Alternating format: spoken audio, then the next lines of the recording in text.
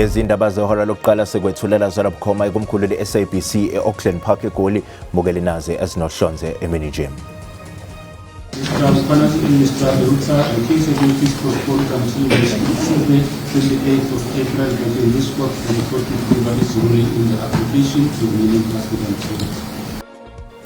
Iphini lenhloko ye-EMPD elisamisiwe uJulius Mkhwanazi kanye nomphathi womkhandlu idolobha waseGruleni uKagiso Lerutla uzomele balinde kuze kuba uLwesibili oluzayo ukuzwa ukuthi isicelo sabo sebheli siyaphumelela yini noma cha. I have appointed Lieutenant General Puleng Dimpane, who is standing right next to me here on the left-hand side, as the acting National Commissioner of Police. Amaqembu ezombusazwe asamukela isinqumo sikaMengameli wezwe uCyril Ramaphosa sokumisa emsebenzini umkhuzi wamaphoyisa uGeneral Fani Masemola nokuqoka uLieutenant General Puleng Dimpane njengebamba kulesi sikhundla. Why is it relevant whether those companies came from the EFF or not? People name drop, they tarnish people's name. Iphini lenhloko yamaphoyisa kumkhandlu idolobha eTshwane uMashidlamini osamisiwe esikhundleni ubuyileke ngaphambi kwekhomishana kaMadlangezo ophoka ngembuzo mayelana nokukhishwa kwamathenda kulo masipala. Ukuthola kube kwembukeli ngiyakwamukela ezindabeni zehora lokuqala ezinqqa phambili kanti futhi ke ezihamba phambili kwe-SABC 1 eMzansi for sure kanjalo ke nakwe-SABC le high igama lami nginguDawud Phungula mbukela ke singena kuzwa ezihamba phambili emini nje.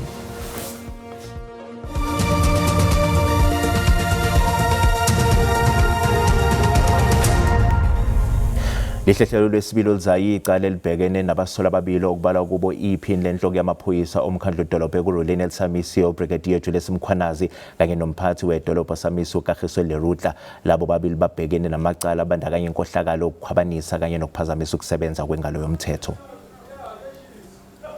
Lihlelo olwesibili elizayo icala elibhekene nabasolwa ababili okuJulius Mkhwanazi obambe njengenhloko yamaphoyisa omkhandlu idolobha eGruleni kanye ke nomphathi wedolobha osamisiwe uKagiso Lerutla. Uzokhumbula ukuthi laba babhekene ke noxhaxha lwamacala afaka phakathi ke inkohlakalo ukukhwabanisa kanye nokuphazamisa ukusebenza kwengalo yomthetho. Namhlanje ke abameli babo bebenza ke izethulo la enkantolo besho ukuthi ke laba bobabili angeke baze babaleke ngoba ke banemndeni la ikakhulukazi yena uLerutla ufundile uyisifundiswa ngakho ngeke ashiye umndeni wakhe nempilo ayiphilayo ahambe abalekele leli cala. Bayasho ke ukuthi yena uMkhwanazi naye uwomunye wabantu abebegaqele isikhundla sokuba inhloko yamaphoyisa omkhandlu idolobha eTshwane ngakho angeke aze akwazi ukuthi ke abalekele leli cala kanti ke libe liguqela ke uLwesibili oluzayo kumhla zingama-28 kule nkantolo. Namhlanje ke kuke kwabakhona nokuhomzela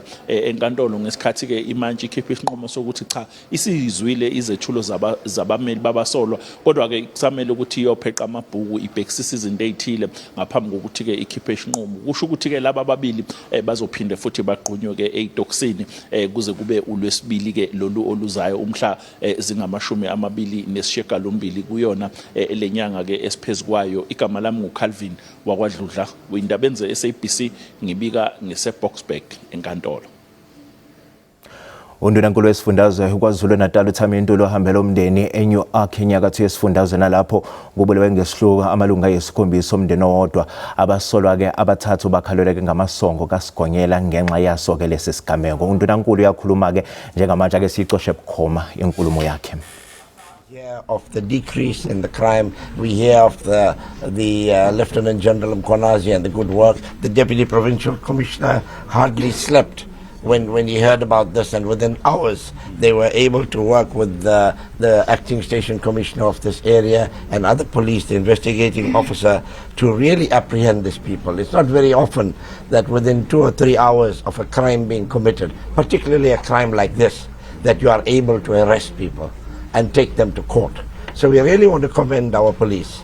You know, many times people say, oh, where the police don't do anything, and they're like this and like that. But here we see a classic example of police working together. And that is because they've got proper leadership at the top. So I want to compliment the Premier as well for the work that he's doing in leading the men and women in blue in South Africa. Last night I was at a function in Johannesburg, and I as the president of the country walked out, I followed him, and I did inform him about this horrific incident here in the area. He has sent his condolences to the family, and I did tell him that the Premier and Mr. Governor, the Deputy Chairperson of the National Council of Provinces, will be visiting the family.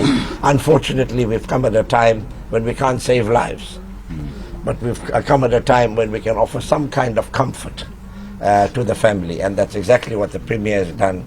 We will make sure that sending them off, they be sent off in a very, very dignified way on Sunday or whenever the family decides, and we hope that all of you who are here today will attend that funeral service so we can say goodbye to them. Thank you. Thank you very much for listening. Mbukeli uyena-ke uNarendra Singh kanjalo sambona-ke nalapha ungundunankulu wesifundazwe saKwaZulu Natal uThami Ntuli bavakashela umndeni lapho kusegcwele khona-ke abantu abayisikhombisa lapha eNew York esifundazweni eKwaZulu Natal. Umphenyi ecaleni lendodana kalo wayengumengameli waseZimbabwe uRobert Mugabe, uBenjamin Mugabe kanye nalo wasolwa naye uTobias Mathonze uthi-ke namanje abasola bakafuna ukudalula ukuthi sikuphi isibhamu esasetshenziswa ngesikhathi kudutshulwa isisebenzi emzini kaMugabe eHyde Park ngoNhlolanja kuwo lo nyaka. uBenjamin Mugabe nalo asolwa naye uTobias Mathonze bebebuyele enkantolo yemantshi yase-Alexandra namhlanje. Ngeledlule bavume wonke amacala abathwese wona ngokwehlukana ahlobene nokudutshulwa kwesisebenzi sasemzini kaMugabe ose-Hyde Park uSipho Mahlangu owadubuleka kabili emhlane. Umseshi utshele inkantolo ukuthi yize abasolwa sebengene ezingxoxweni nombuso kodwa namanje abayithi vu eyesibhamu esasetshenziswa.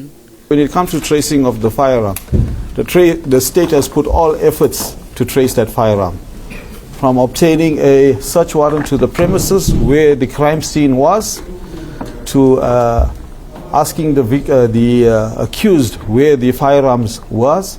Umseshi uphinde wasiqhelanisa nezingxoxo ezibanjwe umndeni wabasolwa nesisulu eziphethe ngokuthi uMahlangu bamnikeze isinxephezelo semali.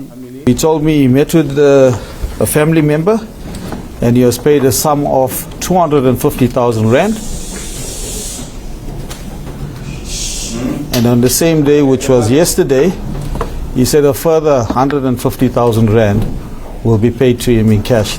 Ummeli wabamangalelwa uzichithile izinsolo zokuthi abasolwa basifihlile isibhamu esasetshenziswa. It's ultimately the state's obligation to prove that indeed the firearm was taken by our clients, which I don't think they were able to make out a case for. Abasolwa bazoqhubeka bagqunywe esitokisini kuze kube babuyela enkantolo ngoLwesithathu ukuzozwa ngesinqumo secala. Amaqembu ezombusazwe ayeseseke isinqumo sikaMengameli wezwe Cyril Ramaphosa sokumisa umkhuzi wamaphoyisa kuzwelonke uJenene uFani Masemola esikhundleni-ke njengoba kethweswa amacala okwephula umthetho wokusetshenziswa kwemali yabakhokha intela iPFMA. uLieutenant General Puleng Dimpane uqokwe njengebamba kulesi sikhundla. The president felt that we needed to focus a lot more on the governance aspect because there is enough support to support the acting national commissioner with respect to policing operations. One of the things that the president did was to engage with each and every member of the senior officers or the senior ranks, if you like, of the South African Police Service. As the study group on police, we support the president and we are going to work hand in hand with all the relevant committees to ensure that there's stability, there's accountability. This is a necessary step, but it is not enough. The DA reiterates its call for a full board of inquiry into General Masemola's fitness to hold office. South Africans deserve transparency and accountability, not delays or quiet cover-ups. We wish General Dimpane everything of the best as he tries to clean the image of the South African Police Service, which is something that is needed to keep South Africans safe. Action SA will closely monitor the appointment of the new National Police Commissioner. This appointment must be to clean up the South African Police Service and not to frustrate or delay the work of this critical institution.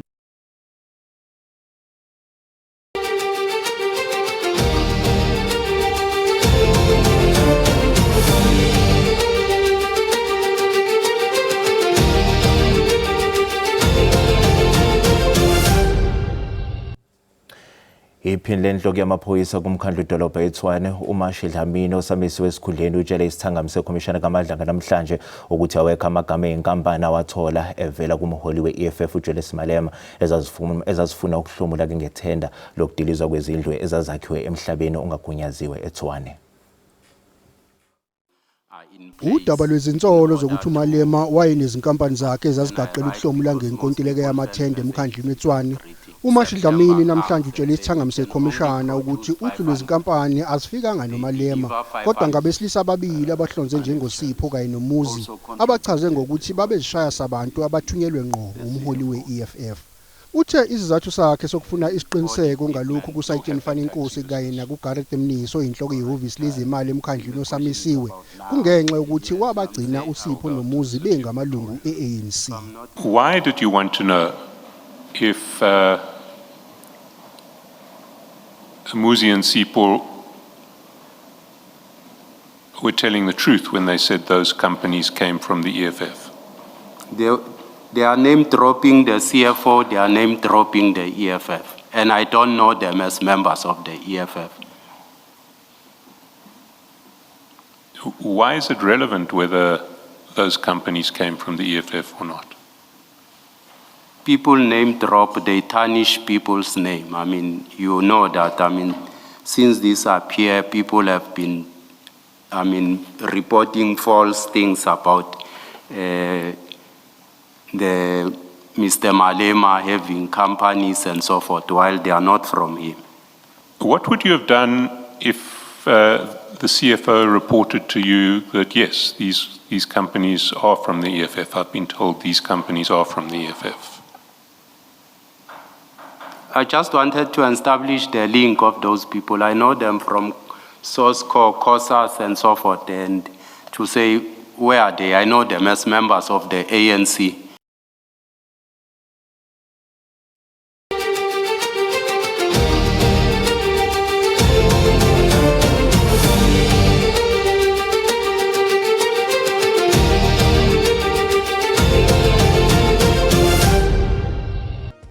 Bukele sathi qo eyitolo siyabuya nezinye izindaba ngemva kwekhefu ungayindawo.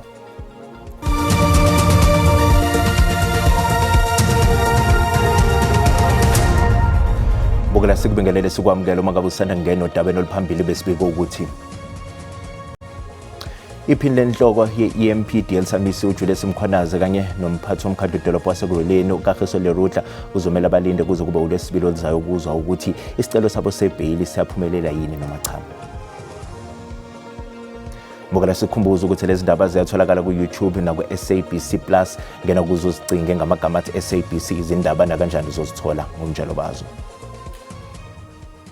Isicelo sebheyili sikaMadiphandile Sotheni nosola ngokubulala ufakazi wekhomishana kaMadlanga uMarius van der Merwe nowaziwa ngo-Witness D sihlehliselwe umhlazi 18 kwezokwethwasa kanti isicelo sakhe sebheyili sesizolalelwa enkantolo yesifunda eBrakpan nalapho icala lakhe selidluliselwe khona.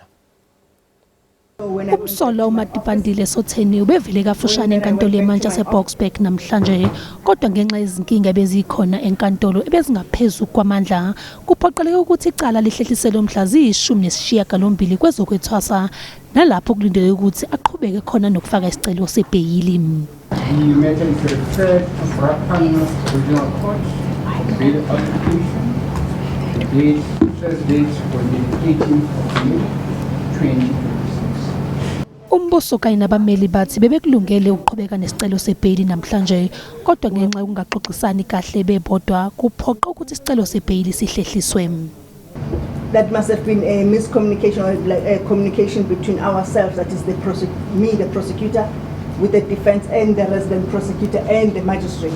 She had already put another matter on the roll in Hagelberg today because according to her, she had 2 matters for postponement and then she put an urgent matter in Hagelberg on her roll. That is therefore why we cannot proceed with the bail application today. Okhulumela iNPA uthi uSotheni uma esevela enkantolo kungenzeka athweswe amanye amacala. The state together with the defense and everybody involved was ready to proceed with his bail application today. However, we could not proceed. The matter was then postponed to the 18th, 21 and the 22 of May.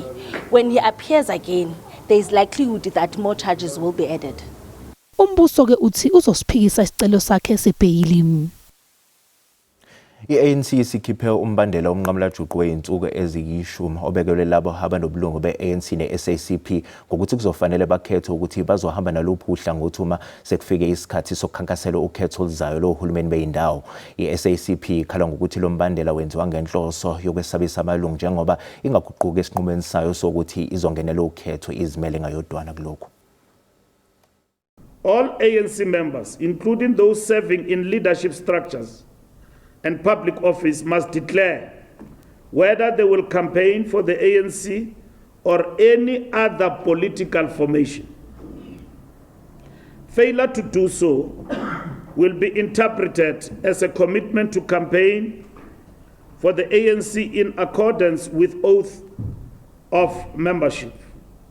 ANC goes on an intimidation tirade against its members, reflecting its intention to censure communists regarding their right to take part in SACP activities. A communist party that has resolved to go into election in its own name in this regard. Respect, therefore, cannot coexist with an ultimatum with contradictory demands. Commitment to the alliance cannot coexist with the administrative targeting of communists. Kusale kucwebile enkabeni yedolobha eThekwini ngemva kokuthi kuvalwe izitolo zabokufika kulandela ukwanda kwembhikisho yamaqembu ezigelekeqe yamaqembu nezinhlangano zomphakathi ezahlukene ezilwa nabokufika abakuleli ngongemthetho. Kukhalipungeza edolobheni leTheku kulandela imbhikisho holo zinhlangano zakuleli ezibhikisha labokufika abakuleli ngaphandle kwezimvumo. Abantu bekuleli bathi amabhizinisi aphethwe abantu bokufika asedlula awakuleli. Lokhu kubonakala nangesibalo sesitolo ezivaliwe. Abanye abantu bangaphandle bathi bona awukho umthetho abawuphulile. If there are some of us who are not documented, let the government do their job. Uthabisile Sabelo useneminyaka ngo-22 edayisa izingubo lapha ukuze ondle umndeni wakhe. Uthi isimo esikhona somnotho kanye nokuncintisana kwamabhizinisi abantu bamanye amazwe kuyabaphazamisa. Sifuna kube nendlela ukuthi kukhanjiswe abantu bokufika kule ndawo ngoba vele basicindezele. Imbono ehlukile ngalesimo, abanye bathi basebenza kahle nabantu bokufika. Njengoba kukanjena emgaqweni izitolo zivaliwe sichaphazeleke kakhulu singabahwebi abahwebi emgaqweni because alo izitolo njengoba zivaliwe abantu bengena ezitolo baphume beze kuthina bazothenga i-equipment yethu. Phoyisa yizekanise kulo lonke idolobha kodwa athi umsebenzi wabo uthanda ukuba nzima kulandela isinqumo senkantolo yomthethosisekelo esithi abantu banelungelo lokubhikisha ngokuthula ngale kwemvumo yamaphoyisa. It's a challenge and a serious challenge because a march which is not planned, police might react late because police will only know about the march when they've gathered already. Yize kunjalo amaphoyisa yaqhubeka nokuqapha isimo. Kwindaba ze-SABC, Ayanda Mhlongo, eThekwini. Ubuholi bezomthetho ezwenikazi e-Afrika bubambe ingqungquthela yesibili eSandton eGoli nalapho kucikicwe isivumelwano sokuletha izinguquko emkhakheni wezobulungiswa kuleli zwekazi. Kanti-ke intatheli ye-SABC uNomvuyo Ntanjana usihlangisele nangombiko. Emva nje kwenzuku ezintathu zengxoxo ezishushu, inkokheli zenkundla zase-Afrika zityikitye isivumelwano saseGauteng. Ijaji inhloko uMandisa Maya uthi oluxwebhu luyilo lwenkundla enguzibelegeqe. What this declaration does is to acknowledge the progress that has been made. It calls on member states, those countries, the 46 countries out of 55 in the continent, who have acceded to the Maputo Protocol, ratified it, but are not doing anything to implement its demands.